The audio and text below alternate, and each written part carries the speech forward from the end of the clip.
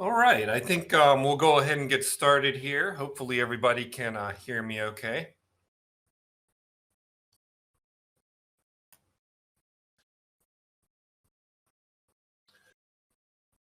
Welcome to API Scripting Basics.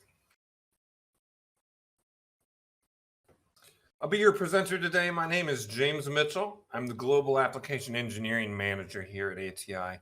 If you've ever contacted us with a problem or a question, it could have been me or someone from my team who helped you out with that. I've been with ATI since 2008. This is an overview of the topics we're going to cover today. We'll start off learning what the Vision API is. We'll learn what the Vision API isn't. We'll talk a little bit about the old scripting, Horizon scripting. We'll get into how to use the Vision API, the different types of solutions it can be used for. And I'll show you some examples on some slides. I'll talk about the licensing that's required, the requirements for using the Vision API. And then we'll get into the structure of the Vision API, the different components and some of their properties and methods and how that all works. And then towards the end here, this screen, it says getting started Excel. So I'm going to step you through the creation of a basic API script using Microsoft Excel. And then after that, I will show you the ATI samples that install with Vision. And those are actually in several different programming languages. What is the Vision API? Vision API is an application programming interface, and this provides a software interface for calling ATI Vision functions and subroutines. What isn't the Vision API? The Vision API is not the script manager. Now, the reason why this slide is in this presentation is because occasionally we would have someone take this class and say that they've seen the script manager tab in Vision for a while and they'd like to learn more about it. Well, that is actually our old scripting environment that has not been developed for several years. So it's been replaced by the Vision API. The script manager lacks the capability, flexibility, and robustness of the Vision API. You can't access it from third-party software. And the only reason why we never removed it from Vision is because some of our customers had spent quite a bit of time creating these Horizon scripts in the script manager. We didn't want to just cut those off if we could help it. So we kept that working in Vision as long as we could. Unfortunately, this will be removed as a Vision 7.0, which is scheduled for release sometime next year. And the reason for that is because Vision 7.0 will be a 64-bit application. And this third-party company where we obtained the libraries for this Horizon scripting is no longer in business. So it's not possible for us to obtain 64-bit libraries to port over to 64-bit Vision. So Horizon scripting will be removed. If you've got some of these old Horizon scripts that you use for your work, the best thing to do is convert those over to the Vision API. And if you want to learn how to do that, you're in the right class. But if you need any help with that, feel free to contact us, and our customer support team can also help you with understanding how to convert those scripts. So the Vision API and the old Horizon scripting work a little bit differently. So the old Horizon scripting tool was built right into Vision. There was a dedicated tab for it, which was really nice. It was there. It was very convenient. The Vision API, on the other hand, is just a software layer that's built into Vision that can be accessed from external environments or applications. So you don't have a dedicated tab for it that's built into Vision. You have to use an external environment. Maybe not as handy, but it's much more powerful.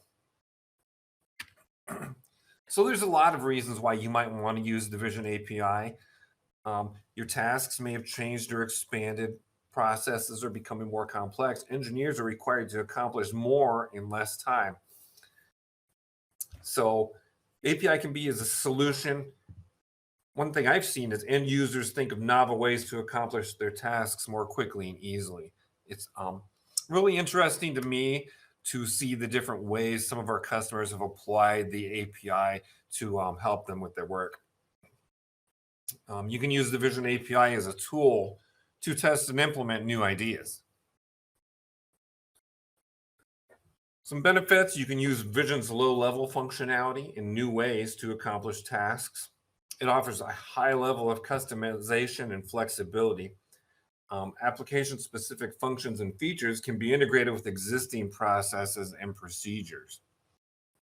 Of course, some of the goals here would be to increase efficiency, reduce development time, reduce test time, and reduce costs. Some of the big driving forces behind development of the Vision API was lights out testing, testing in dynos where you didn't want to have somebody sitting there changing values and setting tables and things like that. You just run and let the API do it for you.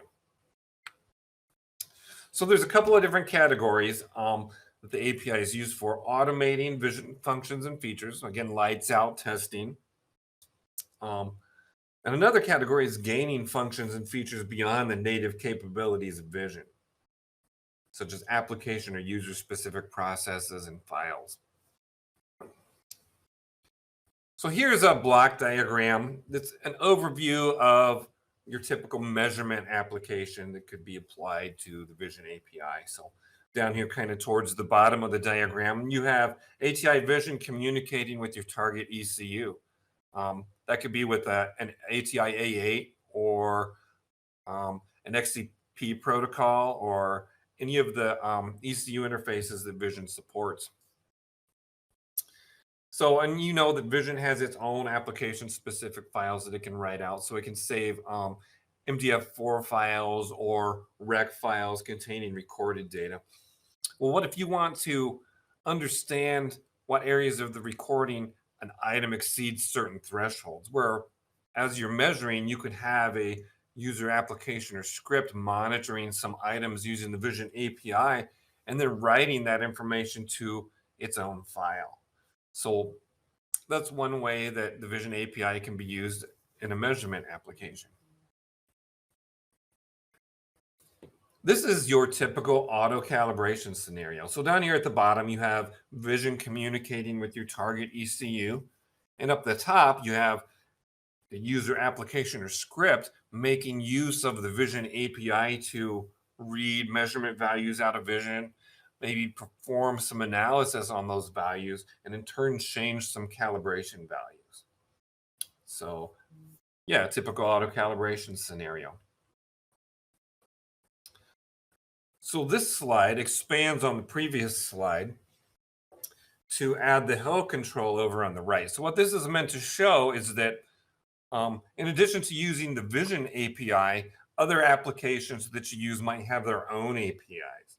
So for example, the same user application or script that's performing measurement, analysis, and calibration through Vision can also be controlling your hill bench. So for example, it can be controlling the ECU inputs through the hill simulator or dyno API. So you've got a whole integrated system here for performing automated tests. Not only are you performing measurement, analysis, and calibration, but at the same time, you're controlling the inputs to the ECU. Rapid prototyping. So what this slide does effectively is it replaces the hill control on the previous slide with the bypass control over here on the right. Now, if you're not familiar with ATI no-hooks, there was a class this morning actually, but ATI no-hooks allows you to effectively bypass measurement items and turn them into calibratable items, more or less, so that you can see how the ECU responds when those items are set to different values. So instead of controlling the ECU inputs, like on the previous slide, you're actually controlling what the ECU thinks the values are using ATI no-hooks as a bypass. Well, if you've bypassed an item using no-hooks, you're not going to necessarily sit there and manually change the value. Using a user application or script with the Vision API is a great solution for that. Diagnostics. So it's only been in the recent past that we started adding a lot of diagnostic functionality to Vision. But even before that, users had come up with ways to add that functionality into Vision using the Vision API. So for example, companies would use an API script to interact with data items for diagnostic trouble codes. And it would add functionality to read and clear trouble codes that wasn't available in Vision as a native feature. So this is an example of gaining functionality beyond Vision's native capabilities.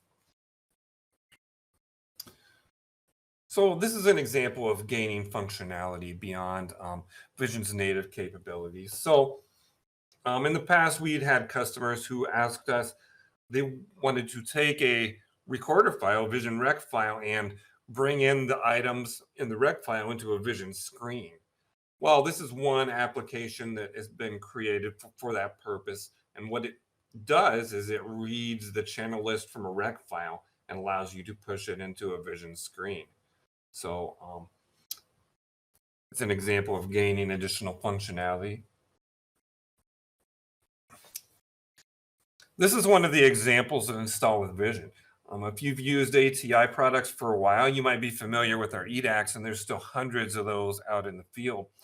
Well, back when the EDACs were first introduced and implemented in the software, the configuration was in a very small dialog window, right? You had to click through the dialog for all the different channels. And it might have made sense back when the default monitor resolution was 800 by 600, but it doesn't make so much sense today. So this is one of the examples of install with Vision. This configures the EDAC, all of the EDAC channels on a single page using the Vision API through Microsoft Excel. So since this is an example that installs with Vision, you can actually look at the code and see how this is accomplished. You can see how to interact with an EDAC and apply that to your own scripts and whatever you want to do. This is another application of the Vision API. It's a really novel application. Basically, what this does is this allows you to bypass an item using ATI no hooks and effectively replace the bypassed item value with a measured value from an EMX. That would also, of course, work with the older hardware like the EDACs and most other devices that Vision supports. So it's possible to bypass an item in your code and replace it with the measured value from an external sensor. So what that user application or script does here is it basically reads the value from the sensor and then writes it to the reload item in ATI no hooks. So this is kind of a poor man's way to add I/O to your test for test purposes. All right, requirements for using the Vision API. So the Vision API can be used from any language that supports a COM interface, including all of these over here on the left, and even languages that aren't listed. So LabVIEW, Excel, MATLAB, VBScript, Python, C, Visual Studio, all of these languages have been used in the past with the Vision API. The most common options I see, at least here in the US, are people using the Vision API from Excel and MATLAB. Everybody at least almost everybody has Excel on their PC, and it's got a lot of advantages for using the Vision API because you can design dialogues. You've got the cells for storing values. You've got Microsoft code completion to help you out. So there's a lot of advantages there, especially since most people have already got Excel on their PC. There's a lot of people who are using MATLAB for purposes of automation or crunching data values, but that's an expensive license. Not everybody has MATLAB. Of course, you don't have to run out and buy one of these environments or buy a compiler to use the Vision API. There are free options available. For example, Python. Python is generally been very popular with our European customers, especially. I think a lot of them use it as an alternative to MATLAB in some cases. VBScript installs with Windows. If you don't need a lot of user interface and you're just executing steps, VBScript might be a simple way to go. If you're a small company, you may be able to use Microsoft Visual Studio Community, which is a free version of Visual Studio. So there are free options available. There is a license toolkit required. You need to have the Vision Scripting and API toolkit. Now, if you contact our sales team and are looking to purchase a Vision license, usually they'll try to sell you a couple of standard packages that include this Vision Scripting and API toolkit. But if your company's trying to save money and maybe carve a couple of toolkits out of the license to try and get the cost down a little bit, this might be one of the ones that get removed from the license, especially if somebody doesn't think it's going to be used. But more often than not, we've had companies come back to us and say, hey, I need to have this scripting and API toolkit added to my license. Another scenario where you may not have the Vision Scripting and API toolkit is some companies have special data viewer only licenses, and those don't contain this toolkit either. So just be aware you need this toolkit to use the Vision API. All right, understanding the Vision API. So we'll go over some terms here. These aren't extremely important, but it's good stuff to know. So COM stands for Component Object Model, which is a Microsoft standard. So COM is a language neutral way of implementing objects that can be used in environments different from the one in which they were created. Objects refer to sets of data and the functions that manipulate the data. So in the case of the Vision API, the objects generally represent the data in Vision files. So projects, rec files, etc., and the Vision functionality that uses or interfaces with that data. So in the coming slides, you'll be able to see how the different components of the API are closely tied to the different types of files that are used in Vision. Some more terminology or just understanding object-oriented programming. So objects are used like this. An object is created. The object's properties and methods are accessed, and then the object is destroyed or released. You'll get to see a little bit more about how that works here. The intent of this class isn't to teach you how to program. It's more to help you understand how the Vision API works. But it's good to know these concepts if you're using the Vision API. Properties and methods. So the objects and components will have properties and methods. Properties represent information about an object or data. All right, so some properties you can get and set through your code, where other properties are read-only. So just an example here, the most basic example, I think, projects.filename. So in this case, file name is a property of Vision project component. And I don't want to confuse you guys or anything, but in this case, the file name property is actually read-only because you can't set that property. You have to tell Vision to open a new project in order for that property to change. So down here and under methods, methods represent actions that an object can take or code. So when you call a method, it triggers code to be executed. It causes an action to take place. An example of that is projects.open. So open is a method of Vision project component. And when you call the open method and pass in the path to your project, it causes that project to be opened in Vision. So you're triggering an action to take place. Now there's some lines that get blurred here because in the past we've had a lot of different software developers who have worked on Vision and worked on the API. And in some cases, rather than implementing something as a property, they may actually implement it as a method, right? So instead of setting a property, you have like two methods available. For example, you have, okay, get this formula, set this formula, something like that. Now, technically, that isn't really the right way for that to get implemented, but I don't give those guys too much trouble as long as the functionality we need works. So there are some lines blurred here between properties and methods, but this is how they work as far as COM goes. Components and interfaces. Components are reusable objects that represent portions of Vision. So components will have a base set of properties and methods, but a component can also have multiple interfaces which provide additional properties and methods.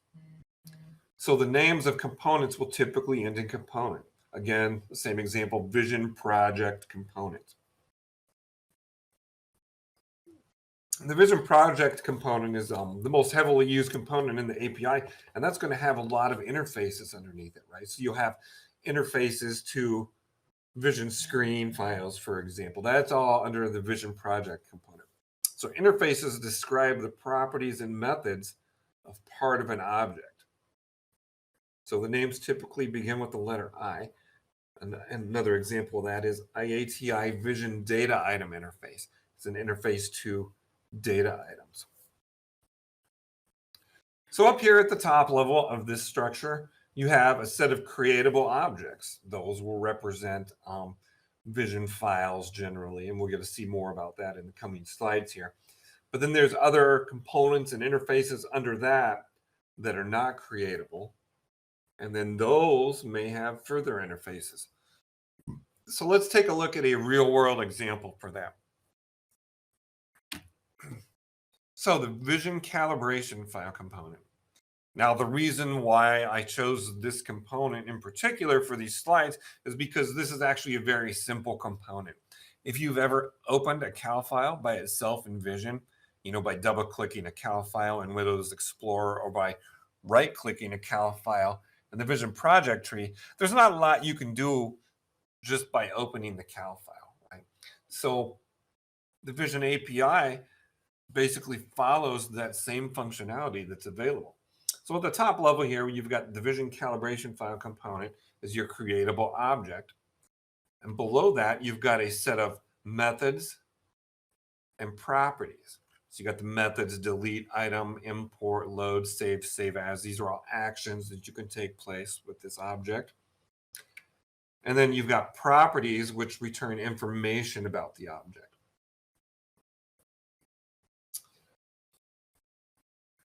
So to interpret and gain more information about the items that are in this calibration file, you need to use an interface, IATI Vision Data Item Interface, which has its own set of properties and methods. You got block position, comments, data item name, full data item name, and the type. And there's some different types of items in Vision. So to interpret the type, we're actually going to use something called an enumeration. You've got a fixed number of different types of items that can be in a cal file or that can be in Vision. And that's what this is. So we're going to take a look at this enumeration. And that contains all the different data item types that are available in Vision. I'm sure there's more now since this slide was created, but you can kind of see how that works.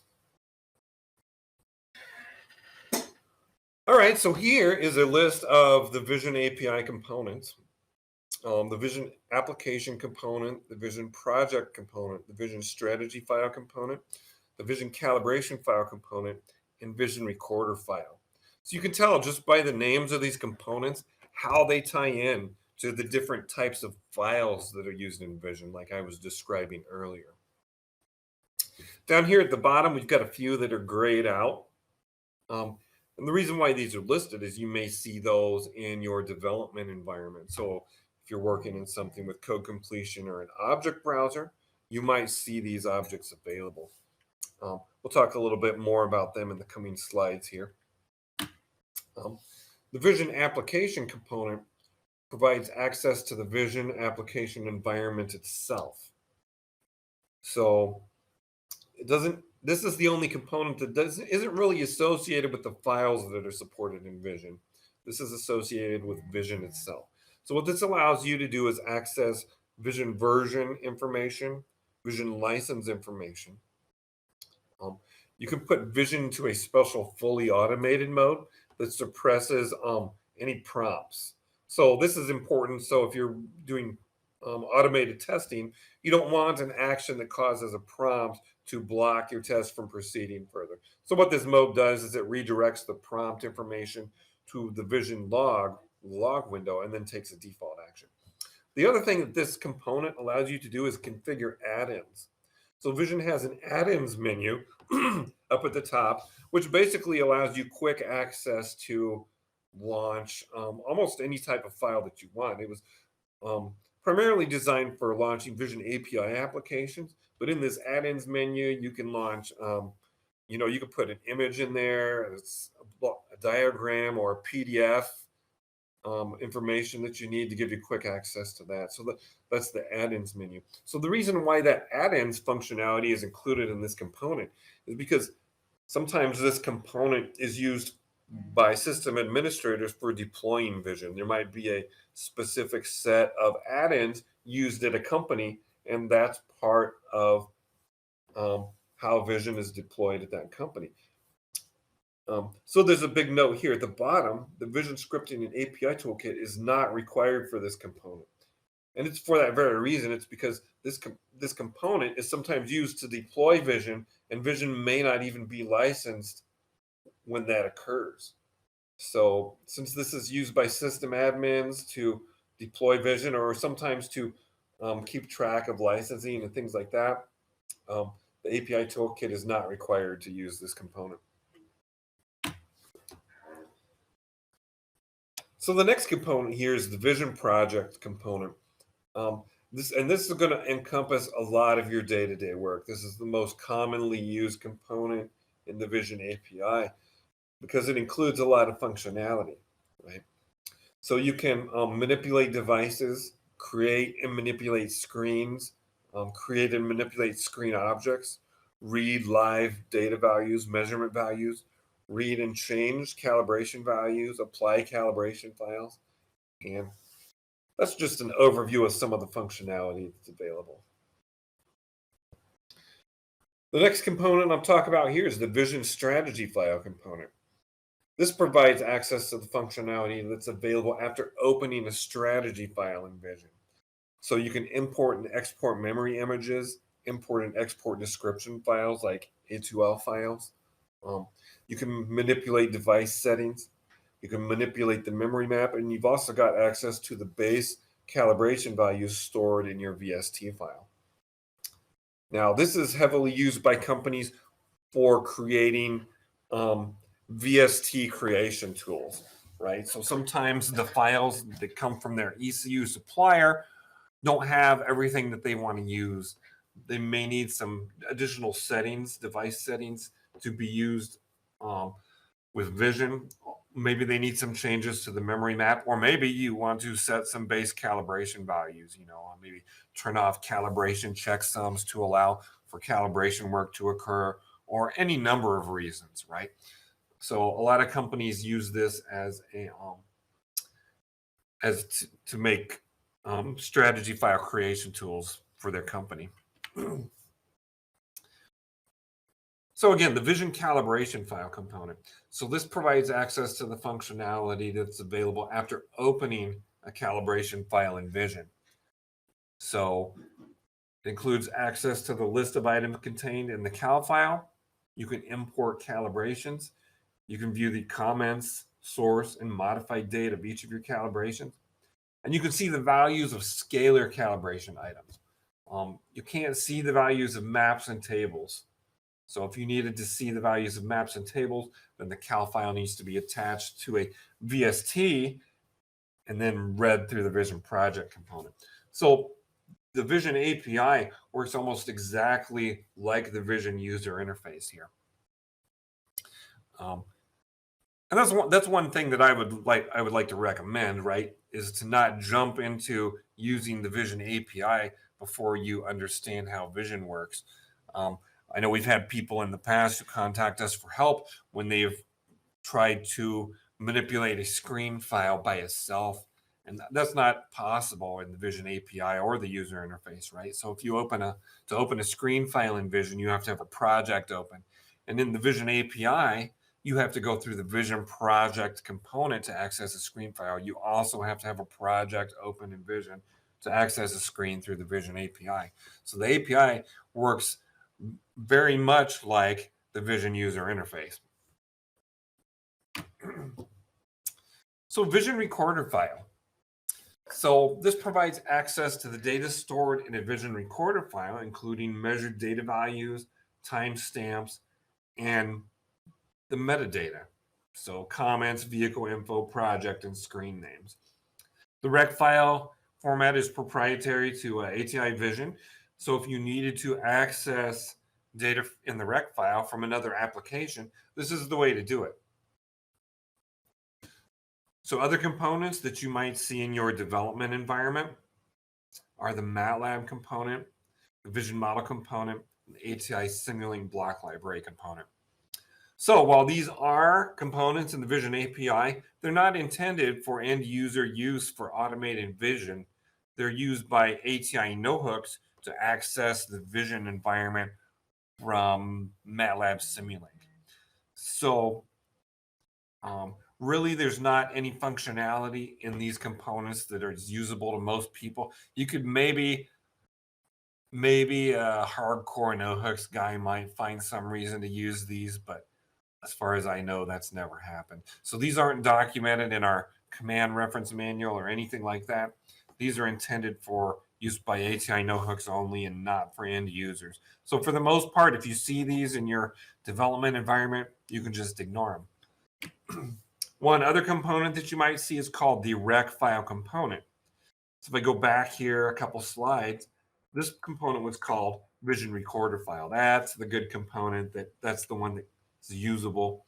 This old component here was called rec file component. So this was used back in Vision 1.9 for reading recorder files. Development ceased on this several years ago, and it was replaced by the Vision Recorder file component.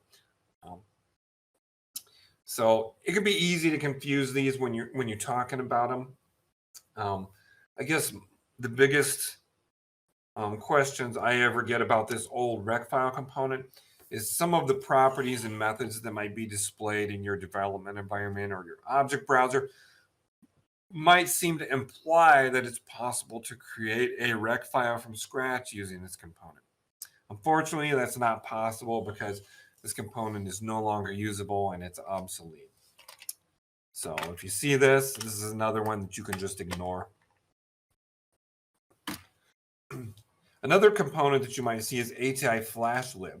So this is part of a component in ATI Vision that's used for Flash scripting for certain applications like UDS and sometimes XCP.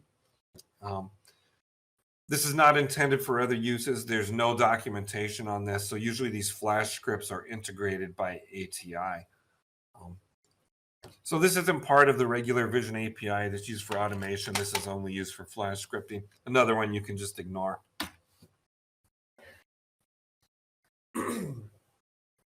All right, so this slide is meant to show, again, how the Vision API corresponds to the Vision user interface.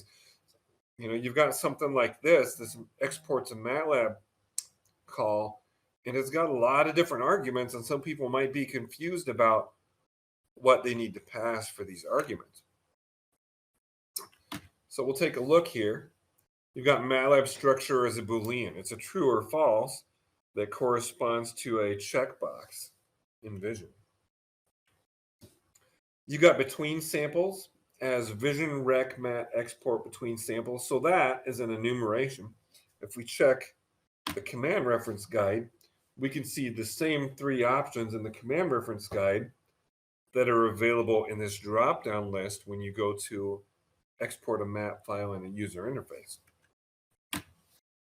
Array name is string, so that's the name of the array. That's a text box that you can enter in the user interface. Workspace is Boolean. It's another checkbox that's a true or false. Write full names is Boolean. It's another true or false checkbox. Timestamp type as Vision rec export timestamp. That's another enumeration. If you pull up the command reference guide, you've got the same three options that are available in the user interface. Specified, resolution of fastest sample, and merged timestamps. Timestamp resolution is long. That's a number in the Vision user interface. Timestamp resolution units as another enumeration. If you look that up, you've got the same timestamp units that are available in the Vision user interface. So as you can see here, the API call strongly correlates with the Vision user interface. So if somebody wanted to know what arguments they needed to pass here, the solution would be to export a mat file in the Vision user interface and figure out what settings you need. And once you do, use those same settings in your code when you call the export to MATLAB function. All right, these next few slides here are supposed to show you a high-level task flow of how to accomplish tasks using the Vision API. One of the big challenges with using the Vision API or training the Vision API is that you can use it from so many different languages and environments, right? It's hard to target a single language or environment because people may be using a lot of different stuff. So this is an attempt to try and keep things language neutral. Oh, I noticed I had a question pop up here. When calling a function in API, are there any default values for the input arguments? Generally, no is the answer for that. There's some API calls that will have optional arguments, but I believe the optional part only works in some languages. All right, API task flow for switching cal files. So this is just a high-level overview. So we start off here with the Vision project component. Again, the most commonly used component in the API. From there, we need to reference the device that has our cal file. So we call find device. We pass in the name of our device. It could be PCM or ECU or whatever you name it in your tree, right? So we reference the device by name using find device. And now we've got a reference in our code Vision device component. From there, we get the active strategy property to get a reference to the active strategy.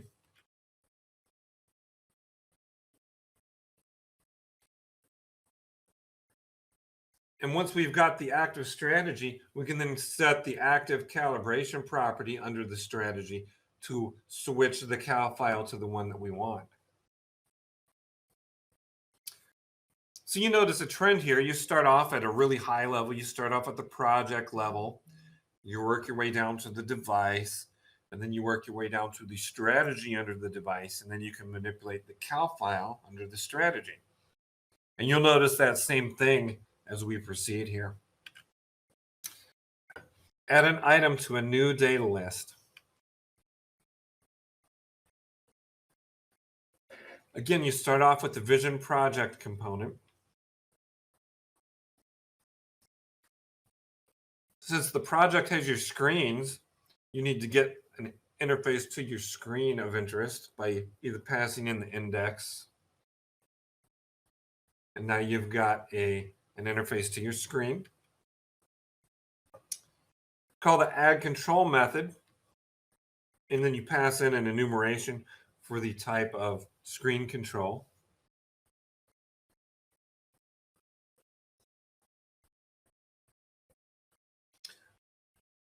And we've now added a data list to our screen, and we have an interface to our data list. Now, a data list can have multiple pages. So you call the pages property, pass in the index of the page of interest.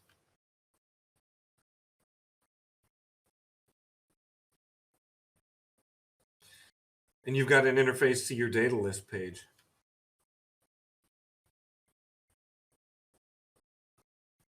And from there, you can call the add item method to add an item to your data list page. So once again, you start off at the high level, start off at the project level, then you get a reference to your screen, then your data list in your screen, then your page in the data list, and then you can add the item to your data list page.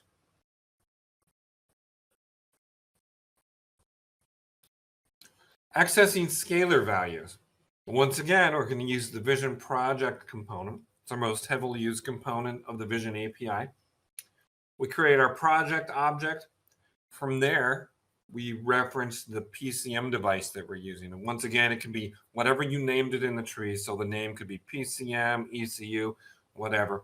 We're going to reference by name by calling find device. The Vision API has a lot of find this or find that, which is essentially just a reference by name call, right?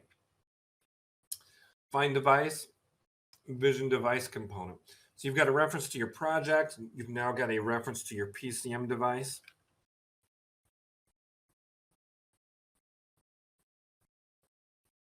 You call find scalar, pass in the name of the scalar item of interest. So it could be, RPM or whatever the data item name is in your strategy file. Again, this is a reference by name. Reference the scalar by name. And now you've got a reference to your scalar item.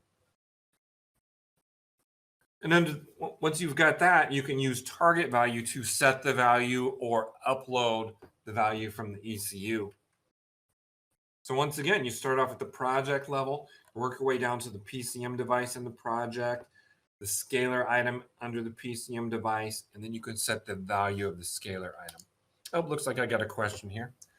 Is there a method to pull in a large group of scalar values at once as opposed to one at a time to be processed in Excel afterwards? Not really. I mean, there's other approaches for pulling measurement values, right? You can command Vision to record the values and then look at the recording, for example. But there's no way to handle these all in a batch. You have to do this all in separate lines of code, more or less. But once you get it set up, it's not too bad.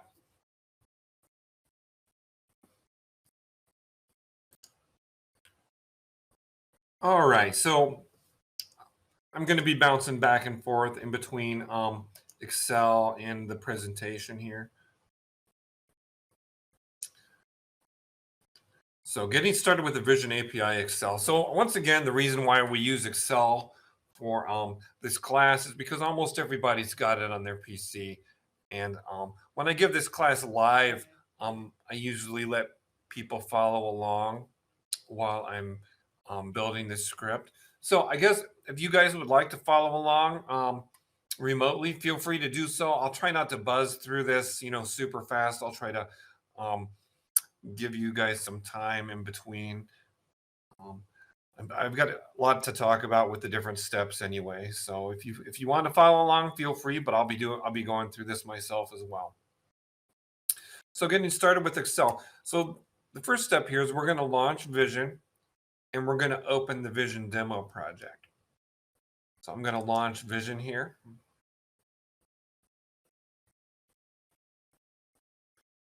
And I'm going to close this log window, so I'm not going to be using that today. And I'm going to open the Vision demo project. So as you can see here, that path is in public documents. I'm going to open the project. Trying to keep that path visible for you guys, but it's tough. See users, public documents, accurate technologies.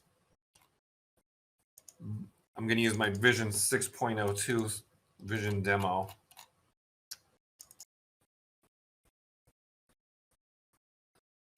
And hopefully I've not changed this too much. Nope, this looks okay. All right, so I've now opened the Vision demo project. It says select the initial screen and locate the mixed data types data list. So if I select initial screen and let me make this wider here. We've got this mixed data types data list right here. So our goal is going to be to write an API script in Excel to change the value of engine stall RPM in the mixed data types data list here. So we're going to leave Vision running in the background here. I'll just minimize it while we're writing our script. I'm going to minimize that guy.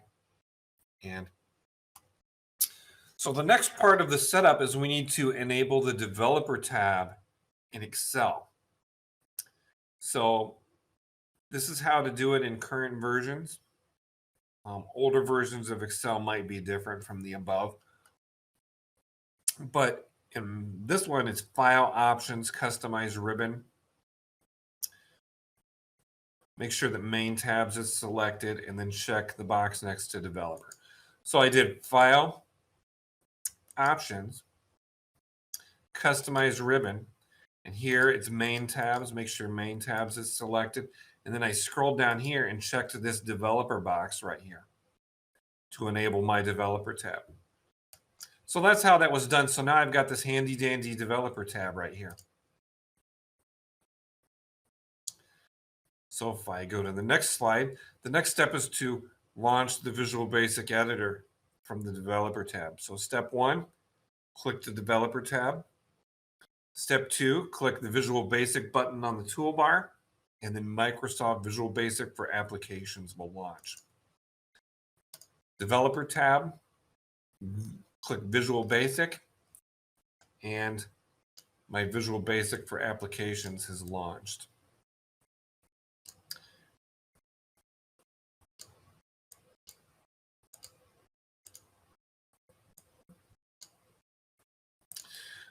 All right, so the next step is we're going to add a reference to the Vision API. So to do that, in the Excel Visual Basic Editor, we're going to click on Tools, References. We're going to scroll down in the list until we see Vision.application, and then check the box next to it. So I'm going to go Tools, References. I'm going to scroll. I like to type in a V here because that gets me in close to where I need to be. So there we go, Vision.application right there. So what that does is that allows Excel access to Vision's type library. So it's got all the information about the calls and the properties and methods. So that way you can use code completion and everything in here. It gives you a lot of help for developing your scripts.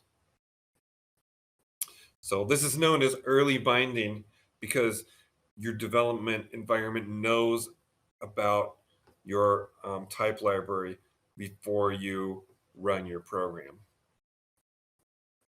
So the next step is we're going to insert a module. So click Insert in Module. A module will be inserted and selected. The blank area on the right-hand side here is where we're going to enter our script code. Right. So you can click Insert Module here. I normally like to right-click over here, Insert Module, because then it shows up right here. And then this area over here, this blank area in this module, is where we're going to enter our script code.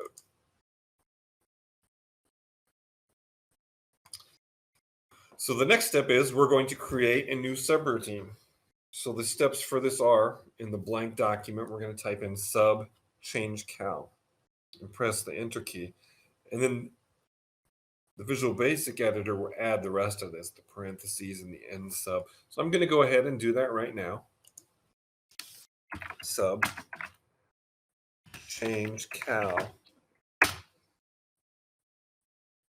And there, our subroutine is created. Now, we could have named this anything we want. You know, I could have named this Jim Mitchell if I wanted to. That's a valid subroutine name. But the idea here is to create a subroutine name that describes what the subroutine is used for. So that when you look at it later, it's easier to follow. Or when somebody else looks at it later, it's easier to follow. And since we're changing a calibration value, we're going to call this change cal.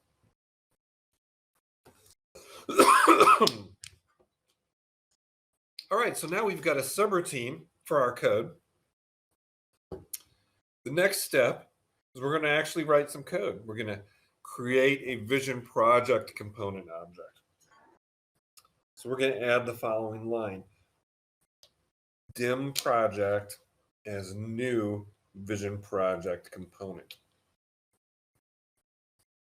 I'll leave this up for a second and then I'll go through it here.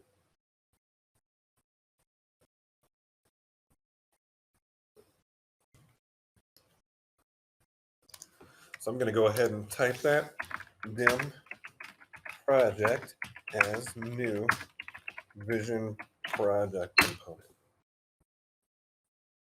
All right, so what did I just do? So the project needs to be accessed in order to access the PCM device in the project. Then the PCM scalar item can be accessed. So the first step is we're going to create an object of type vision project component. The project variable is now a reference to the project that's currently open in Vision, this Vision demo project. So this line actually does two things. It creates a variable called project of type vision project component and creates a new object using the new keyword. Now, not to get too far off topic here, but it's possible to do this same line of code using two separate lines. So I could have done dim project as vision project component. So all that does is that declares the variable, and then to create the object, I could go set project equals new vision project component. Now, is there any reason to use the two-liner as opposed to the one-liner? In this case, no, not really. I mean, sometimes if you were working on a more comprehensive project, code project, you would declare the project variable at the top so that it can be accessed by all of your different subroutines, right? Some people like seeing this set keyword because they know that they've created an object that they need to release later. So some people might be used to doing it this way. I like the one-liner, but this is just as valid. So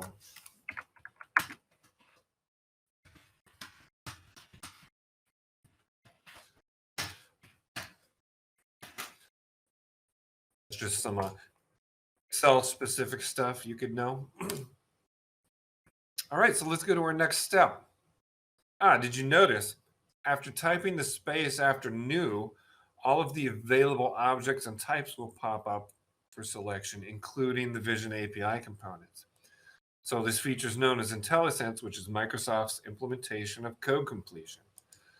So if I go back here, type new space, it's got this nice pop-up here, and here's all the Vision stuff right here.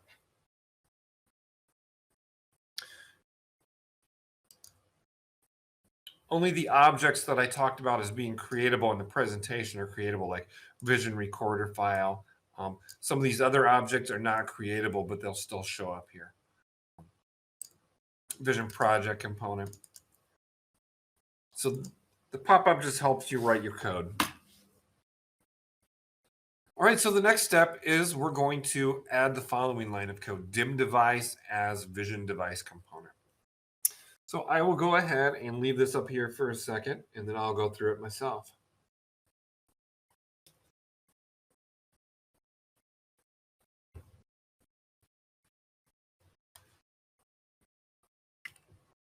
All right, I'll type it here, dim device as vision device component.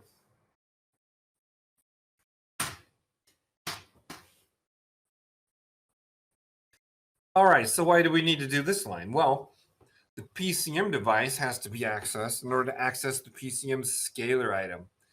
So to do that, we need to call the find device method of vision project component, which returns vision device component. We're going to do that in the next step. In this step, we're preparing for the next step by creating a variable for our PCM device. So we've got a reference to our open project, and we've got a variable to hold the reference to our PCM device. So the next step here is we're going to actually reference the PCM device by name by using the find device call. So we're going to add the following line of code. Again, I will leave this up here for a second, and then I will go through it.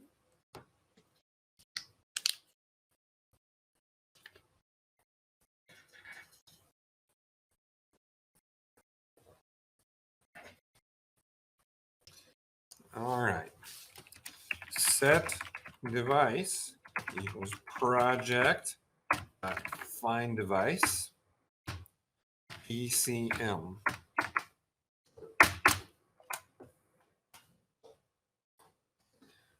So why do we do that? The PCM device in the project must be accessed in order to access the PCM scalar item of interest, which is ENG stall RPM.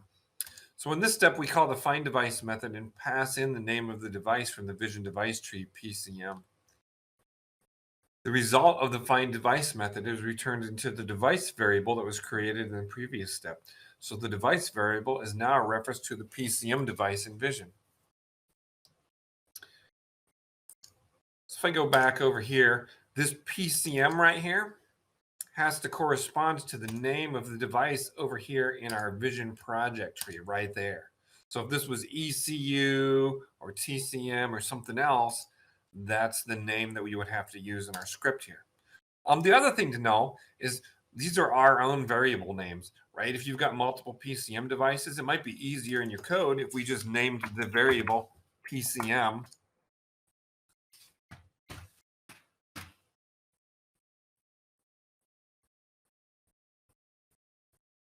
Right? But in this case, we're just using device.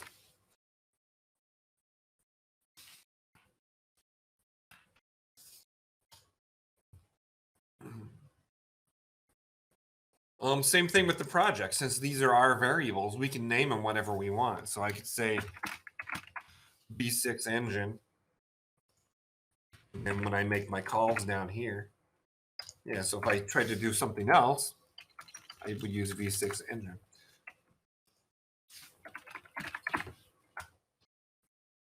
Anyway, it's good to name the variables based on what they're used for. So these are what we're using for training, but you can use whatever you want for your own code projects. All right, so let's move on to the next step here. Did you notice after typing the dot after project, all of the properties and methods for that object pop up for selection? Again, that's IntelliSense. So let's go back over here. If I go here and type in the dot after project, it gives me all of the properties and methods of the vision project component. So you can see here the properties are the hand holding the property page, I guess it is. And then the methods are the little green icons here.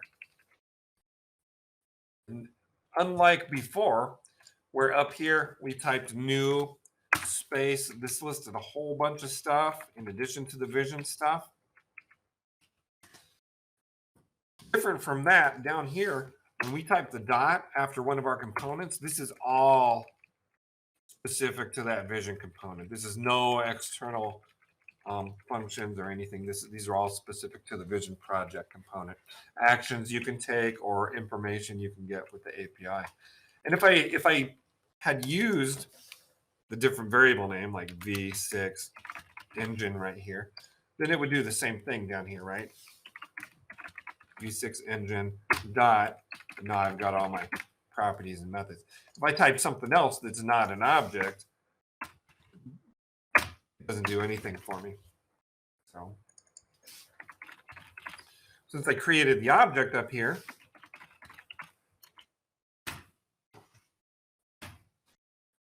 pop up.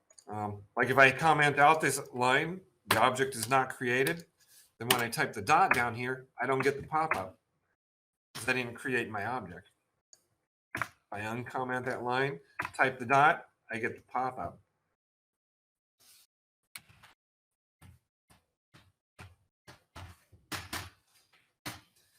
Right. Moving on to the next step here. The next step is we're going to declare a variable of type vision scalar data item component. So we're going to add the following line of code.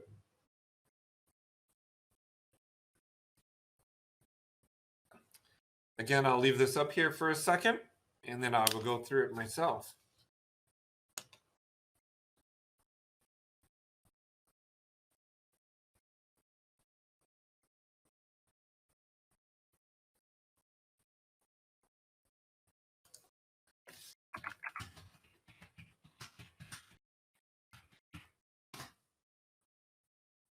All right, I've now added that line. Why did we add that line?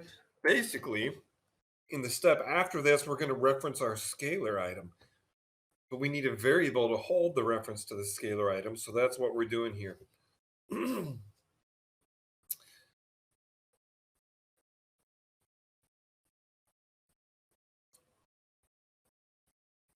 All right, the next step is we're actually going to reference our scalar item by name by calling find scalar and passing in the name of our scalar item. So I'll leave this up here for a second, and then I will enter it into my script.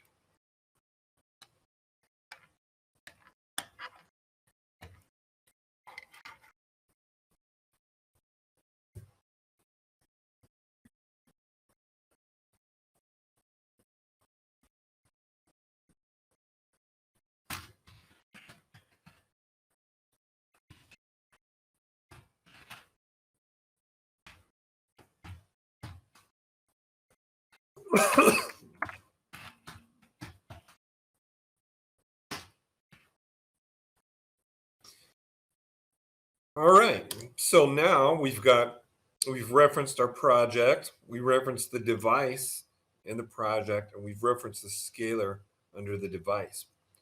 Excuse me. This name of this item here, ENG stall RPM, has to exactly match the name of the item in our screen or in vision, basically from the strategy. Right here, ENG underscore stall underscore RPM. If the name doesn't match, our script can't find the item and the script's not going to work. In one of my training classes, I accidentally spelled this out. Instead of ENG, I spelled it out engine. And at the end, when I ran it, it didn't work. But it was an excellent training opportunity because we got to go back and look and figure out what was wrong. And this was the problem.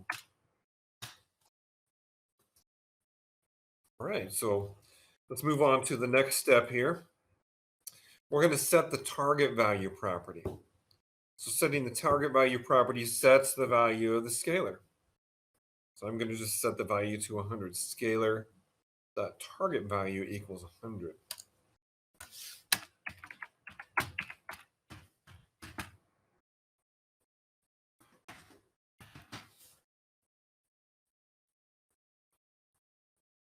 Now there's some different values in the API. The most common ones you'll see used are actual value and target value. Generally speaking, it's best to get the value of a measurement item using actual value. That'll return the latest measured value in vision, but that means the item has to be actively measured in a screen for that to happen. Target value sets the value. If you read using target value, it's like an upload. It's like right-clicking an item in the vision screen and selecting this upload from device here. So that's the equivalent of target value. Now, a lot of people use this for convenience in their scripts because it's a way to obtain a measurement value without the item having to be in the screen. You can just upload a single value. And for single values, that's fine. It's not very good for high performance because that's a blocking call and it won't return to your code until that value has actually been uploaded from the ECU. And that can take some time to complete, especially if you're working with more than one value.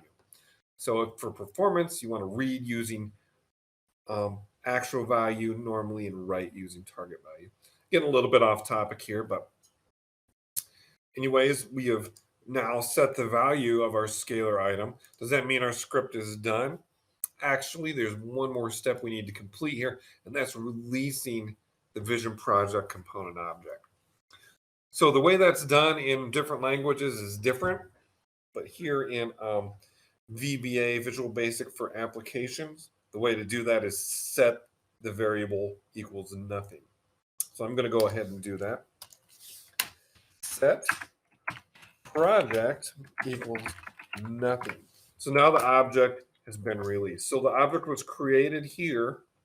All right, we access the object properties and methods in the middle, and then we release the object. So that corresponds with the slide earlier in the presentation. So if you don't release your object, Vision will still consider it to be in use, and it'll prompt you when you try to close Vision. If you're running your script without Vision visible, which I can demonstrate later, then not releasing the object will leave an extra vision.exe running in the background. And it'll give you problems when you try to launch Vision the next time. Releasing objects also properly frees up the memory resources for other use. If you've got a more complex application where you're actually looping through creating a lot of objects, and you don't release the objects when you're done with them, it's possible you could run into some out of memory errors and things like that. So it's pretty important to release your objects when you're done using them. All right, so now the script is complete. And to run the script, we're going to click the play button on the toolbar. Okay. So I'm going to go ahead and click the play button here. It runs, and let me go back over to Vision here, and you can see the value is now 100. If I change this to 105, run it again, go back here, the value is now 105. So my script works. So what can happen here, though, is if you run the script, it depends on where the cursor is positioned when you click the play button. Because if I position the cursor outside of my subroutine and press play, then Excel VBA prompts me, okay, which subroutine or macro do you want to run? So you have to select the one to run.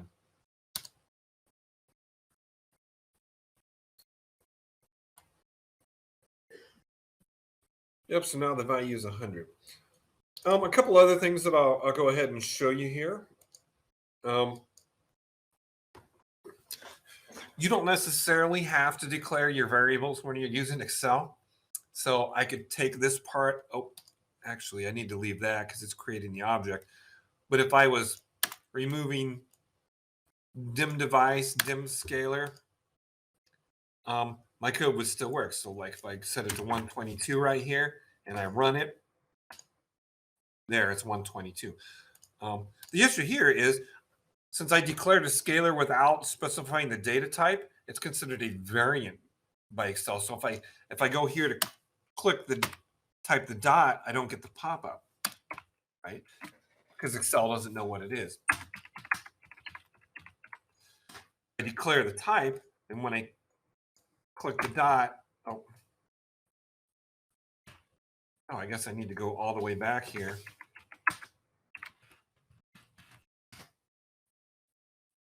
Oh, that's why, because I was trying to access the properties of this device component that wasn't declared up here. So now I can access it. If I don't declare the type, I try to do the dot, I don't get those extra helpers. But the code will still run. In fact, I could completely remove these lines.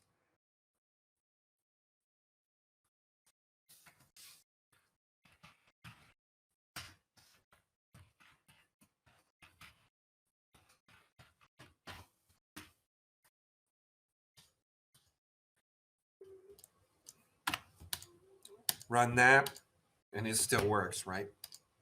But it's good practice to declare your data types like I showed in the presentation. Although things will work like this, this might be good if you're porting code out of Excel into VB script. So VB script works a little differently. It uses a concept called late binding. So instead of using this information that Excel knows from your type library, the stuff that popped up right here, you can do it like this: set project equals create object vision project.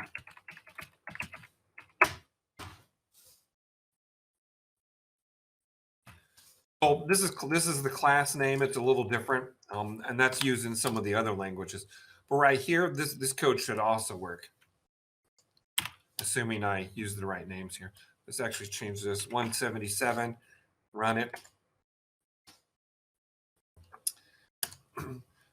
And this code here can actually be copied out into a VBS file.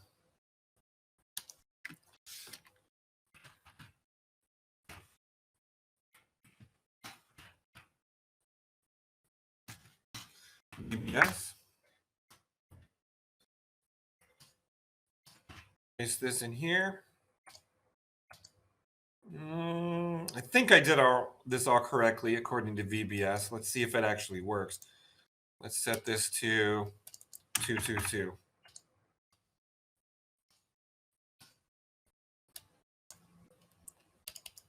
There we go.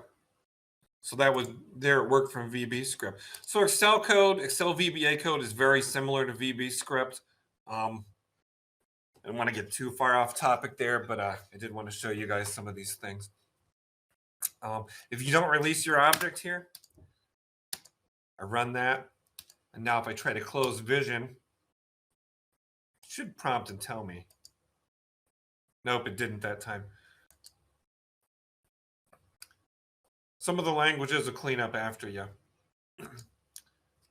But anyway, time to move on from Excel here. Oh, nope, I got one more thing to show you in Excel.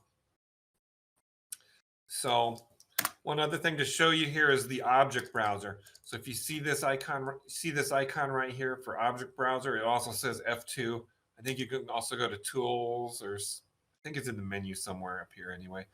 But anyway, you can click on this object browser icon and the object browser opens.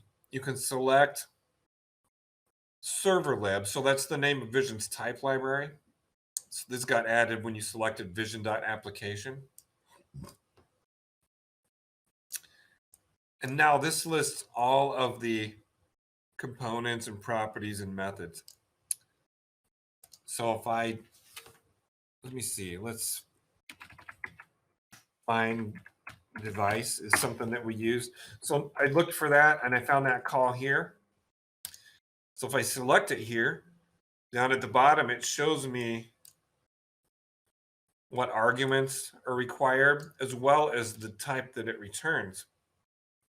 And if I click on that, then it takes me over to that component. So you can scroll right through here and look at all the objects and the properties and methods and what the arguments are.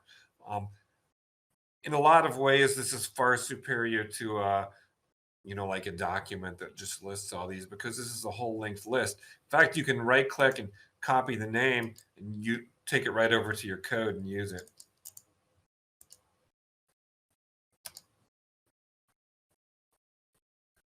Even if you're working in another language like MATLAB or Python or something like that, it's still useful to sometimes just open up Excel, go here to Tools, References, add your vision.application reference, just so you got this object browser functionality.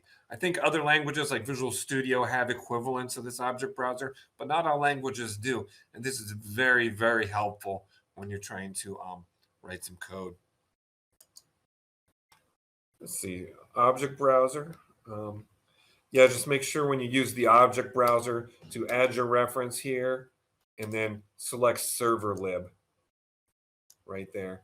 And then that'll show you all the vision stuff. Like I say, in a lot of ways, that's far superior to any documentation we could provide, because this reads it all directly from the type library. So it's going to always have all the latest calls, whereas the document is a hand-edited guide that isn't updated for every release. So this is definitely the better way to go. Yeah, so more info about the object browser for you to reference later. Other API reference materials, basically the command reference manual and the online help should have the same contents. Again, that's a hand-edited guide, but in some cases, it will tell you a little bit more information about using the calls above what's shown in the object browser, right? So sometimes the manual can also be useful, or the online help. The Vision API demo scripts install with Vision. Those are located in public documents. So if I go here to my File Explorer, I can go to C, Users, Public Documents, Accurate Technologies, and then all of the samples here. Vision 602 samples, API demo scripts. So here's the different categories of the demo scripts. If I go into one of these folders, here you can see that it's got several different languages: MATLAB, Python, VB Script, Excel, VBA, C#, and VB.NET. And I think that's where we're at in the presentation, is I'm going to demonstrate some of those to you guys now. before I get into that, do you guys have any questions about the Excel part?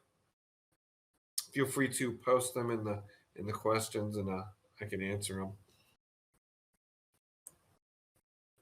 All right, I'll go ahead and minimize this. So in general, these scripts were designed to open the projects, the demo projects that are needed to work with them. These are several years old. We probably need to update them, but they're still very useful for helping you get started.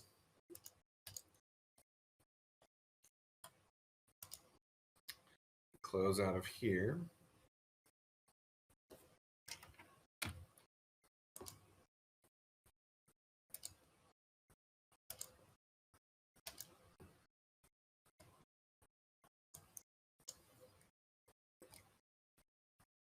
All right, the first example script here is add screen controls. So since we were just working in Excel, I'm going to go ahead and run the Excel version. So it says, for this script to run properly, Vision must be running. If Vision is not running, launch Vision, and then click OK. So here we go. Vision is running. Actually, so what I'm going to do is cancel out of this, just so that you guys can see. Try to make these visible at the same time so you guys can see what's happening here in the background. So I'll go ahead and run it. Click OK, and hopefully things don't blow up. Oh, it's prompting for firewall access for a simulator.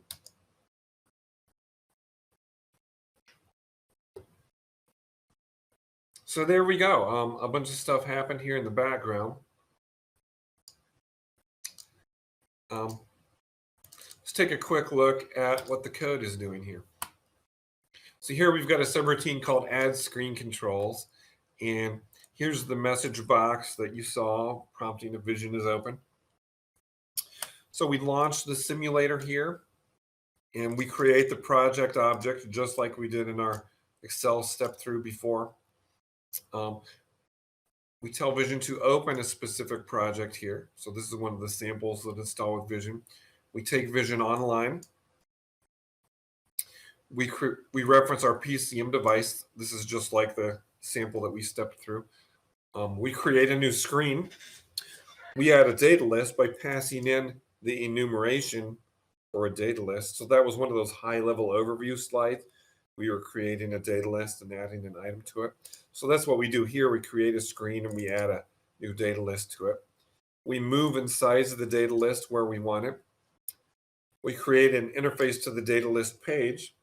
Again, that was like one of the high-level overview slides. And then we add items to the data list page. And then we do the same thing with the scope screen object. We add the scope, we move and size it, we get a interface to the scope page, and then we add items to it. So that's the add screen controls example script.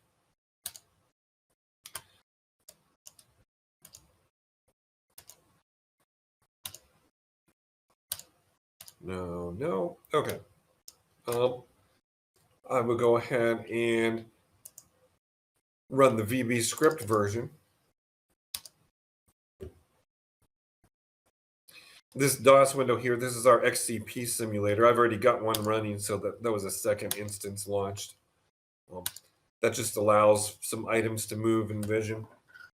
As you can see, it's the exact same thing as the Excel version. Like I demonstrated, the Excel VBA code is very similar to VB script.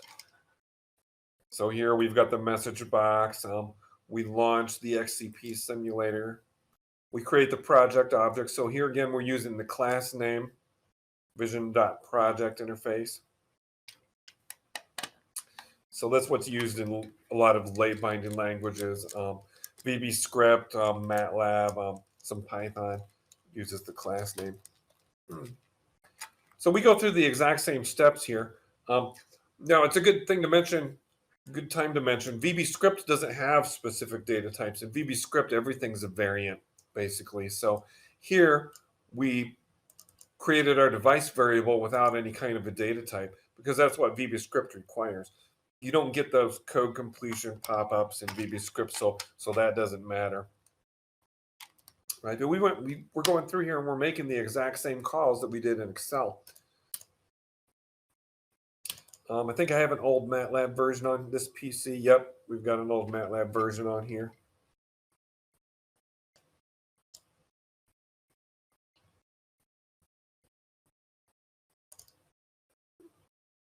Oh, did I?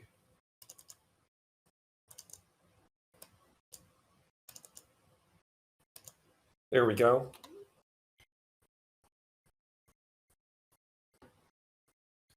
So here we go. So the syntax is a little different in MATLAB, but we're using the same calls, we're performing the same steps. So here is that message box that you saw, and we're launching our simulator that was running here in the background. This is where we create our project object in MATLAB. So MATLAB, we're using the ActX server command. We're accessing Vision's COM through MATLAB's ActiveX interface. So, and we're using the class name here, just like we did in VBScript, vision.project interface. So we command it to open the project. We tell it to go online. We do the same thing. Here we're passing in the constant value for adding a data list rather than an enumeration. These constants are in the manual, and you can also see them in the object browser too. So we're doing the exact same steps in here. We add the data list, we move and size it, we reference the data list page, and then we add the items. And this works the exact same way, basically. I close out of here. Then we'll save. Let me close out of this simulator. If I run the MATLAB version, it's got the message box. Yep, Vision's running. I can go ahead and click OK.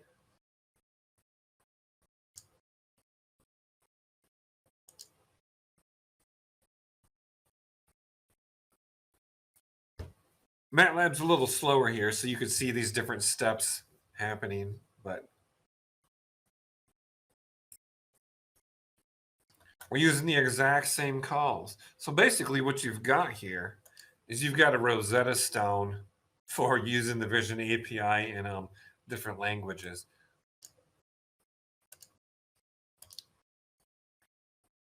Since this is the first one, I'll also pop open the Python example. I think I've got Python installed. Let me cross my fingers. Oh yeah, that's got the icon. So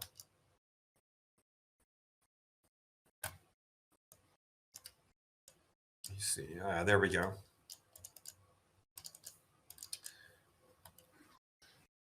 Yep, so in Python, here is our message box. And in Python, we're using dispatch to create the object. And again, this is the class name. So we're using late binding here. It resolves all the calls at runtime through the Windows registry. Yeah, again, the same steps. We're creating a new screen. We're adding a data list that's a constant number for a data list. We move and size it. We reference the page. We add the items, and then we do the same thing with the scope.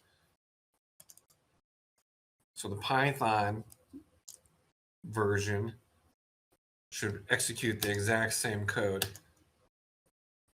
There's our prompt. You hit OK. And there we go.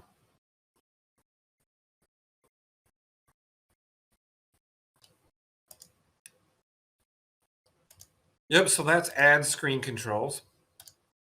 If you're going to be working with screens or something like that, this might be a good place to start.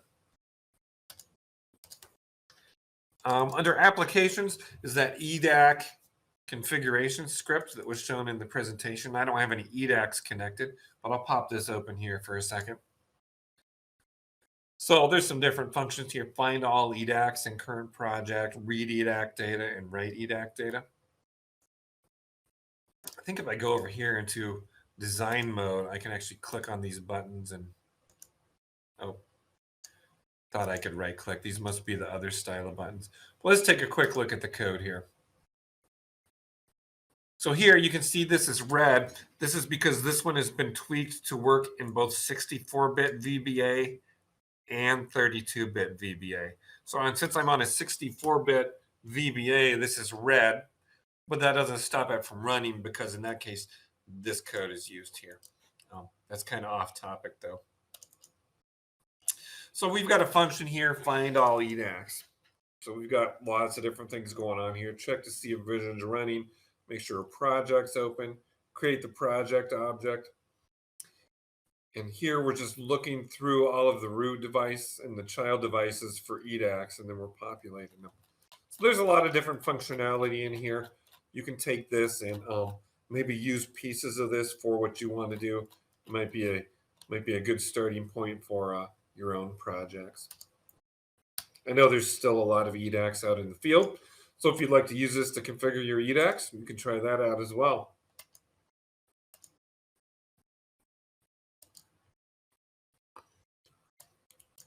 All right, the next one here is measure val change cal.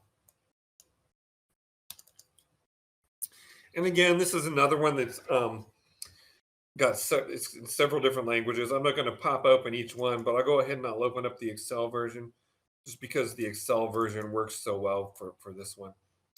Once again, I'm going to try to arrange things so that you guys can see what's going on. I'll run the macro again. The script can run with Vision visible or can run with Vision running invisible in the background. So the first time we're going to run this here is with Vision visible. I'll click OK. All right, so what's happening here? Well, basically over here in the Vision screen, we've got a measurement value here, D2300. And we've got a calibration value, ACTR cals. So the way this script is designed is every time this increments 10,000, it bumps up the value of this cal by 1. So this is basically a very simplified auto calibration scenario. There we go. It goes to 6. So if you want to understand how to read measurement values or change calibration values, this might be another good place to start. I'm going to go ahead and close out of this script, which should close the project or at least prompt me here.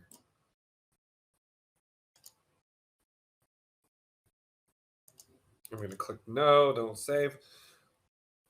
Now, I'm going to close Vision, and we're going to run this with Vision not visible. So let me run this again. Click OK.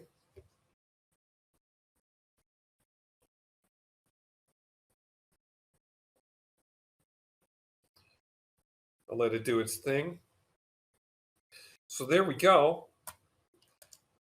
You don't see the Vision user interface at all, but yet we're still connected to our PCM device in the background, and we're reading measurement values and changing calibration values.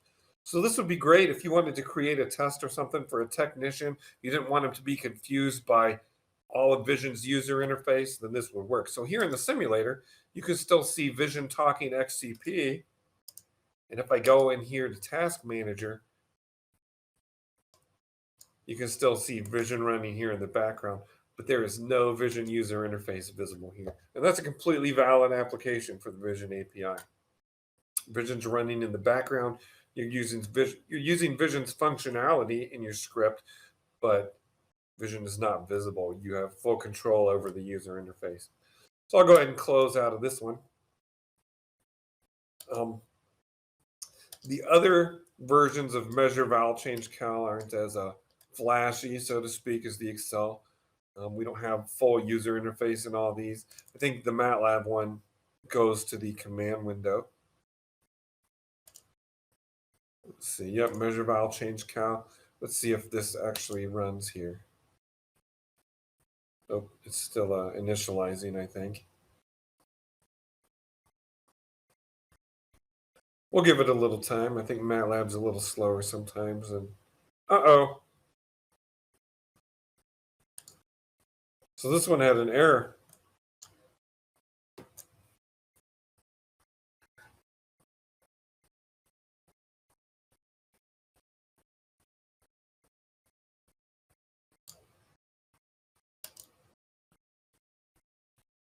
Let's take a look at this here.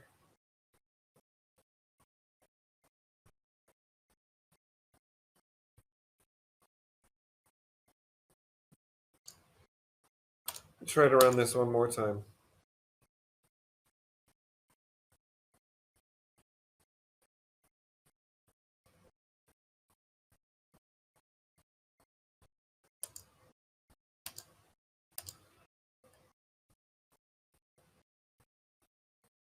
Nope, it's still an error.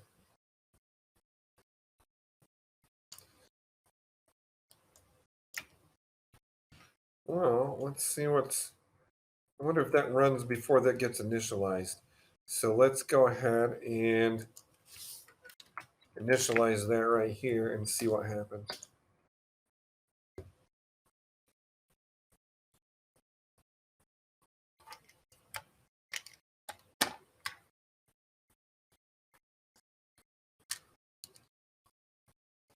There we go. 5, 6, 7, 8, 9. Yeah, there's still a problem with it. But looks like most of this code is correct. This would be something to debug. Maybe it's because of my super old version of MATLAB that I got on here. But that's how it works in the MATLAB version. Again, I'm not going to open up every version for this. Let's go up. Read rec file. Can anybody guess what that does? We'll take a quick peek at this here. Enable. So this prompts you to select a rec file. There's one that's included. So we're just going to click on that.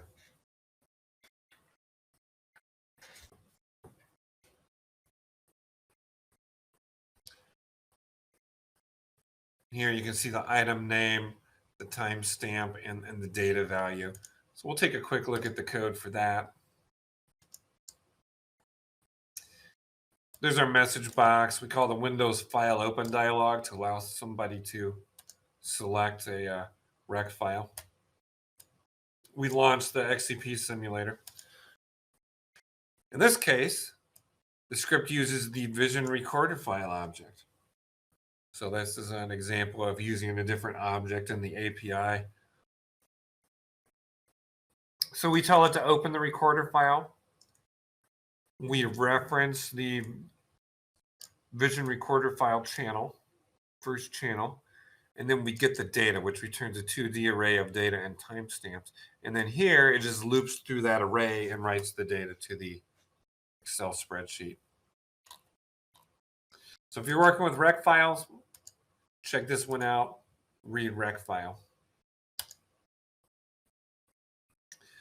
The next one is table 3D.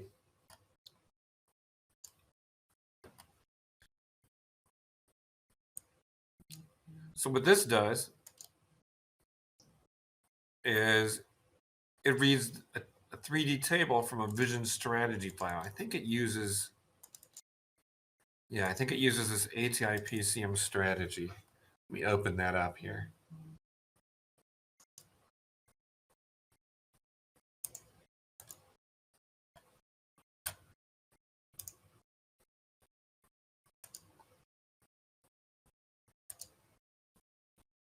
Yeah, it's this driver fuel demand here in the strategy. So I'm going to make this smaller here. There's our driver fuel demand table from the strategy file. So if I go back to my table 3D folder here, let's open up the Excel version. So this is a little fancy. It lets you pick a strategy and it lets you pick a 3D table. So I'll go ahead and click read data. Let it do its thing. And there's our table. So there's the table in Vision, and there's the table in Excel. We can take a quick peek at this because this uses the Vision strategy file component, which is a little different. Read 3D table.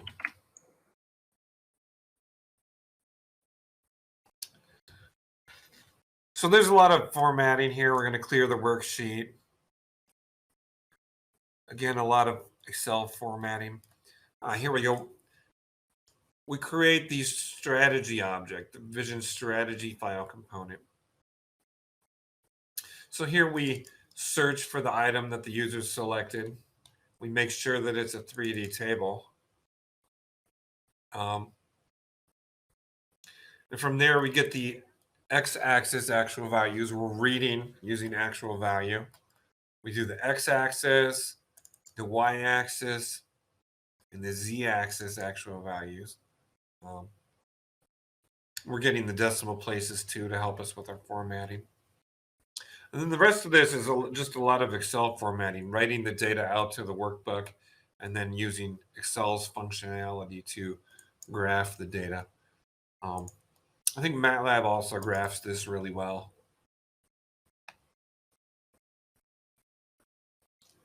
Assuming this script runs in this old version. Let's try and find out. Yep, there we go. So in this case, it wrote all of the values out to the command window and then graphed it in a separate window here.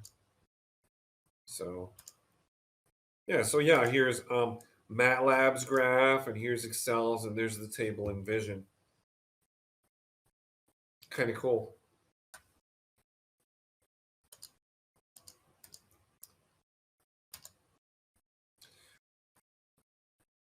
All right, that is it for the demo scripts, and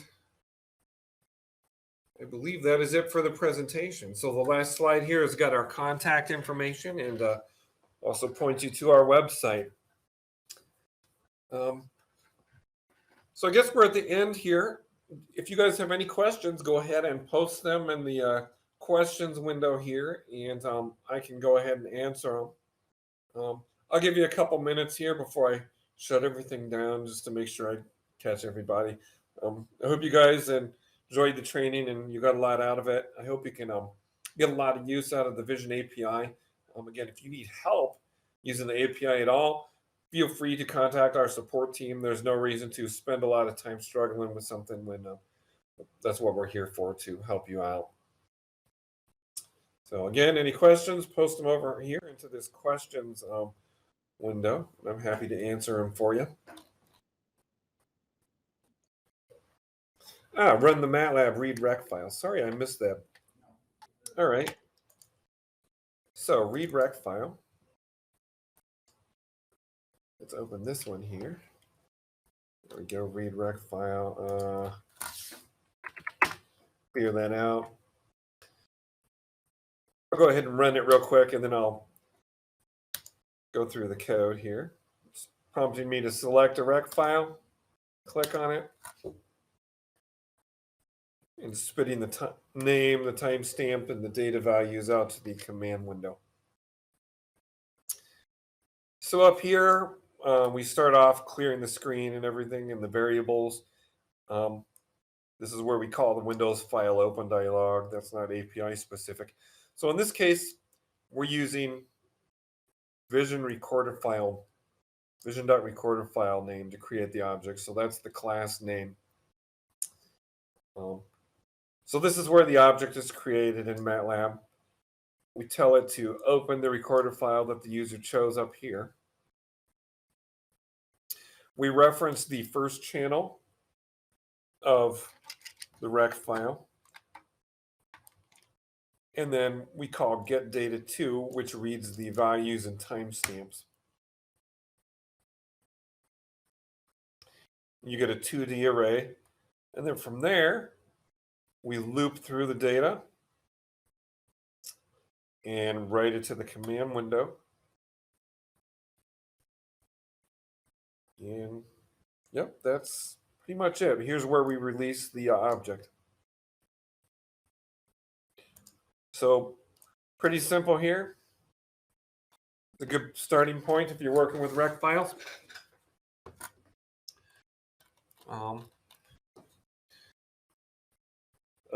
Thanks everybody for attending the training. If you guys have any questions, feel free to contact ATI customer support, and we'll do everything I can to help you out.